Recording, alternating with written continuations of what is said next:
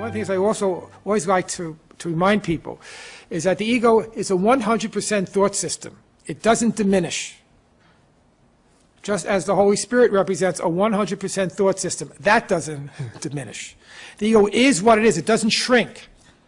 It's hate and murder and suffering and guilt and pain. That's what it is, just as the Holy Spirit's thought system represents forgiveness and love and peace. What changes is the amount of time you spend there.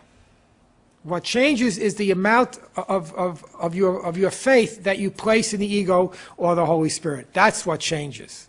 The ego itself doesn't change. So making progress in this course doesn't preclude you having massive ego attacks every once in a while. The only difference would be when you have them, you would recognize them for what they are, and you wouldn't get devastated by it, and you would try not to devastate other people by it. Now again, the ego doesn't shrink. What shrinks or what changes is the amount of time and energy and thought you've invested in the ego's thought system. And the purpose of the course, we could see the purpose of the course as being to help us recognize how much better we will feel not spending time with the ego. Right? And how much better we will feel spending time with the Holy Spirit. And that's what will motivate us. And that's what takes the process of this course, what makes it very, very long and difficult. Because we're not so convinced. Guilt, seduction, manipulation, special relationships are very old friends, and they've been very trusted allies. And they've gotten us through a lot of miserable periods in our life. And they even seem to have made us happy from time to time. But they don't bring the peace of God. And the happiness doesn't last. And the love is not really love. But learning that and accepting that takes a lot of time.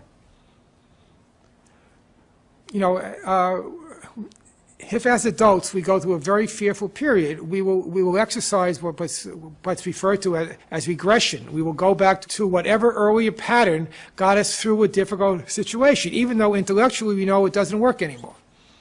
You know, that's just standard for the species. Well, when we get frightened, we'll go back to what has helped us in the past. That's the ego.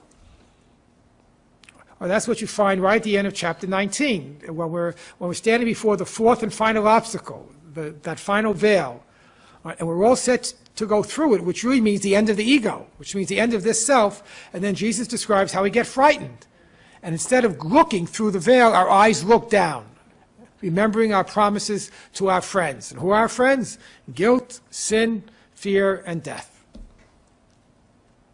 And then we yearn to jump right back into their arms. Not because they're so attractive in and of themselves, but they're attractive for what they offer us. They offer us the certainty that this individual self will survive. And I don't care how miserable I am as long as I'm the one who's miserable. You know, as painful as my sickness might be, and my old age might be, or my mental state might be, and all the pain that I'm feeling, it's my pain. And I don't want anybody, including Jesus, to take it away from me. So he has to wait. And the way he waits is to continually present to us the two choices. And he says, look at what the ego offers you. And look at what I'm offering you. And then he waits patiently. You know, fortunately, he doesn't wait in time, so there's no danger of his running out of patience.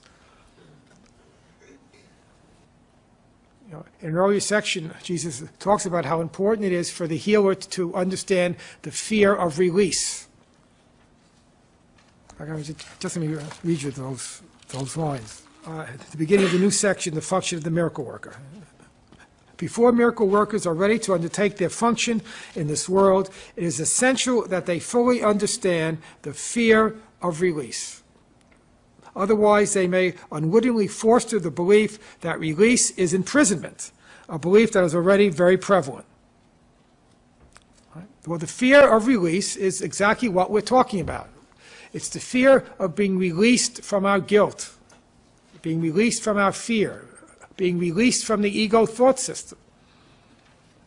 If we don't understand that, we'll become very impatient with ourselves and very impatient and condemnatory of other people and ourselves as well.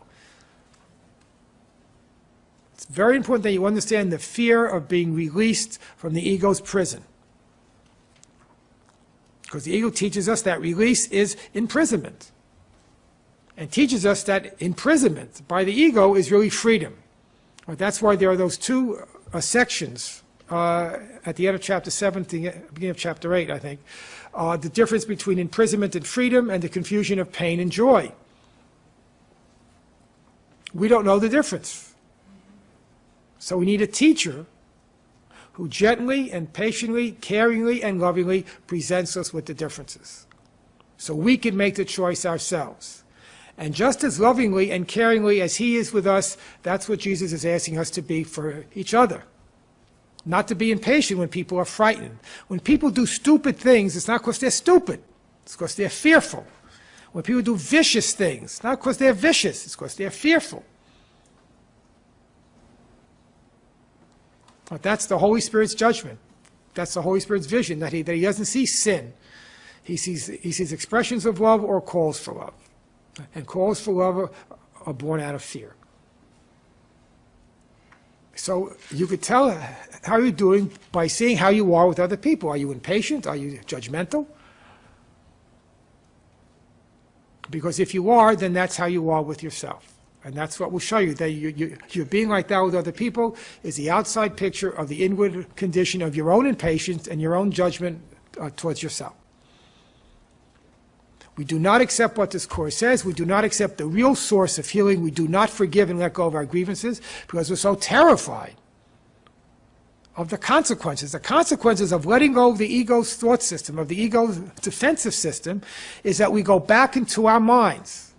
That's why, again, the world was made. That's why other people are out there. That's why we hate everybody. Because we're projecting out our own hatred of ourselves, and we need other people so we can dump our guilt onto them. That's, you must understand the purpose the world was made to serve, and specifically our experiences here in the body. And that will give you a much better appreciation for your own fear. What if you got up in the morning and looked in the mirror and literally didn't see anything? That's terrifying. Nobody would like that.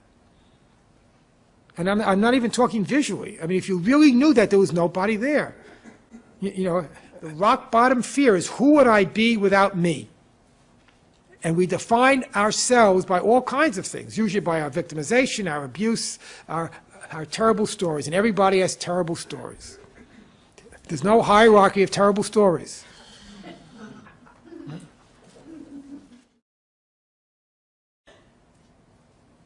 Don't protect the illusion in your mind. And the way you protect the illusion in your mind is by insisting there is no mind, there's only a body, and there's a world. And there are people out there. And there are sicknesses out there. And there are relationships out there. Exactly what the ego wants you to do. Look at the illusion in your mind without protecting it through your special relationship. That's another way of saying the same thing.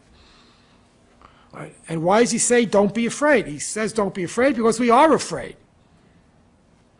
He knows whom he's dealing with. We're terrified. That's why he calls us little children. We're terrified of the dark. We're terrified of the monsters that we think are lurking in our closet and outside our bedroom window and under our bed. We're like little children, terrified. And he's telling us there's nothing to be afraid of. Let me help you look. And when you look at the source of fear, which is the belief that I attack God and God will attack me in return, you'll realize there is nothing to fear because there was no attack. That's what he means. Don't be afraid to look upon fear because you can't see fear. It's not there.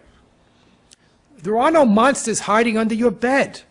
There are no monsters hiding in your closet. It's only your fear that puts them there. And we're no different from the little boy or little girl who has all those fears and nightmares. That's why you have to go very slowly, and you need a teacher who will go with you very slowly. And I assure you, he's much more gentle than we would be with ourselves. You must have a proper appreciation of your own fear of release from the ego's imprisonment.